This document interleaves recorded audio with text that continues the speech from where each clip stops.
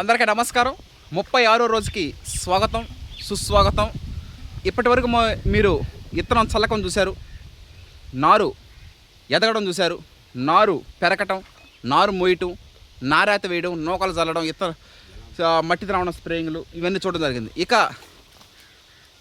Water management, నీటి యాజమాన్యం plus కలుపు తీయట ప్రక్రియ, మరీ ముఖ్యంగా 3 రకాల కలుపులు వాళ్ళు తీయడం జరుగుతూ ఉంటుంది. గడ్డ జాతి, ఆకు జాతి, తొంగ జాతి, ఇలా ఈ 3 రకాల వరిలో కలుపుని తీయడం జరుగుతూ ఉంటుంది. సమాజంలో దుష్ట శక్తులు ఎంత ప్రమాదమో అదేవిధంగా చేలో కలుపు కూడా అంతే ప్రమాదం. నారు పోయకుండా నీరు పెట్టకుండా పెరిగేది కలుపు, దాన్ని తీసేయాలి వీలైనంత వరకు. తొందరలో కలుపు తీయట ప్రక్రియలో కలుద్దాం. హర్షద్ విహారం team members. Okay, thank you. అందరికీ నమస్కారం. 36వ రోజుకి స్వాగతం, సుస్వాగతం.